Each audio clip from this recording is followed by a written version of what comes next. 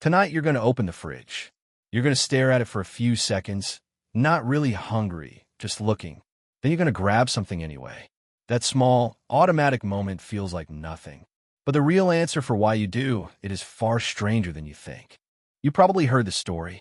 Ancient humans ate meat. Big, bloody, mammoth-sized meat. Grunting hunters dragging carcasses back to the cave. That's the picture pop culture gave you. It's dramatic. It's simple. It's also mostly wrong. Your ancestors were not carnivores. They were not vegetarians either. They were something far more interesting, opportunists. Their survival depended on one skill above all others. Flexibility. What did they actually eat? Let's find out. Start 2 million years ago, long before agriculture, long before pottery, before fire was fully mastered, before language as you'd recognize it. Early hominins lived across the grasslands and forest edges of Africa. Their bodies were changing fast. Their brains were growing. And growing a brain is expensive. Your brain today burns roughly 20% of your daily energy. At rest, doing nothing but thinking. For a creature the size of an early human, that's an enormous metabolic bill. Something had to pay for it. Researchers like paleoanthropologist Richard Wrangham have argued that the answer wasn't meat alone. It was fire. Cooking food breaks down tough plant fibers and proteins before they ever reach your stomach. It does digestion's job in advance. Wrangham's cooking hypothesis suggests that once early humans learned to cook, they suddenly had access to far more calories from the same amount of food. Less time chewing, less energy spent digesting, more energy left over for a growing brain. But cooking came later. Before fire, before hearths, what filled the daily plate? Tubers, roots, underground storage organs packed with starch. Dig one up, and you've got a calorie-dense meal that doesn't run away and doesn't spoil quickly. Some researchers believe root vegetables were a critical fallback food, especially during dry seasons when fruit was scarce. Imagine your ancestor with a sharpened stick, kneeling in dry grass, digging for lunch. Not glamorous, but effective. Then there's the insects. Yes, insects. Termites, grubs, beetle larvae. High in protein, high in fat, and often easier to catch than a gazelle. Many primates today, including chimpanzees, still eat insects regularly. It's likely your ancestors did too, and did so often. Not as an emergency food, as a normal Tuesday. Fruit mattered enormously. Ripe, sugar-rich fruit was a reliable source of quick energy, especially in forested regions. Your body still carries the fingerprints of this. Ever notice how strongly you crave something sweet when you're tired? That craving is ancient. Fruit-eating primates evolved a strong preference for sugar because sugar meant fast, usable calories. Your modern sweet tooth isn't a personal failing. It's a 2 million-year-old survival strategy, misfiring in a world that now has vending machines. What about meat? It mattered, but maybe not in the way you'd expect. Anthropologist Craig Stanford has studied how chimpanzees hunt smaller mammals in short, opportunistic bursts, sharing the kill among the group. Early humans likely did something similar, but they also scavenged. Big cats made kills, ate their fill, and left. Early humans, using simple stone tools, would move in afterward and strip whatever meat and marrow remained. That marrow was gold.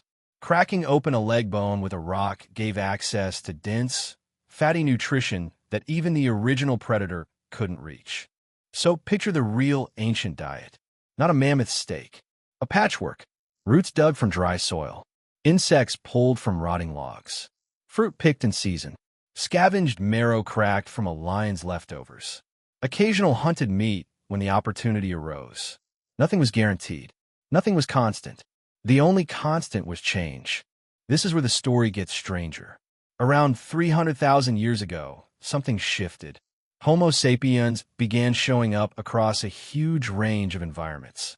Coastal shell middens, desert cave sites, mountain valleys, and in each place, the diet looked completely different. Anthropologist Jessica Thompson, studying sites in Malawi, found evidence that early humans were eating an incredibly broad range of foods depending on their location. Fish in one region, small game in another, wild grain somewhere else. This dietary flexibility wasn't a side effect of intelligence. Many researchers now argue it was a driver of it. A brain that can track dozens of edible plants, remember which mushroom is safe, predict where the tubers will be after the rains, and coordinate a group hunt requires serious cognitive tools. The diet demanded the brain. The brain, in turn, expanded the diet. Here's the twist most people never hear. Farming, when it finally arrived around 10,000 years ago, didn't necessarily make people healthier. Skeletal evidence from early agricultural societies often shows shorter stature, more dental disease, and more signs of nutritional stress compared to hunter-gatherer populations before them. A diet built almost entirely around a single staple crop, like wheat or maize, is efficient for feeding large numbers of people. It is not automatically better for the body eating it. Variety, the very thing your ancestors were forced into by survival, may have been the healthiest accident in human history. So why does this matter to you, standing in front of your fridge tonight? Because your body still expects that ancient patchwork. It still expects variety.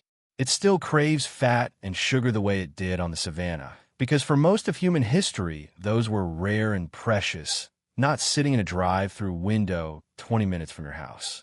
Your instincts are ancient. Your environment is brand new. That mismatch is the real reason so much of modern eating feels confusing, even chaotic. There's a psychological layer too. Researchers studying food-seeking behavior have found that novelty itself can trigger appetite, even when you're not truly hungry. Your ancestors benefited from constantly sampling new food sources because a varied diet meant more nutritional insurance against a bad season. That drive to try something different, to open the fridge and look even though you just ate, is a leftover instinct from a world of scarcity. It made sense when food was unpredictable. It makes a lot less sense when food is always exactly where you left it. Think about what this means. Every time you crave something sweet after a long day, you're not weak. You're running software written for a world with far fewer guarantees. Every time you reach for something salty or fatty without needing it, you're echoing a hunter cracking open a bone for marrow, desperate for every calorie a hard season could offer. None of this means ancient humans ate perfectly, or that there's one secret caveman diet waiting to fix modern health. That idea oversimplifies a reality that was messy, regional, and constantly shifting. What it does mean is this: the human diet was never one thing. It was an argument between opportunity and adaptation, repeated for 2 million years across 1,000 different landscapes. So tonight, when you open that fridge and stare into it for no clear reason, you're not being irrational. You're doing something your ancestors did every single day of their lives. Standing at the edge of uncertainty, scanning for options, letting a very old brain ask a very old question. What's actually good to eat right now?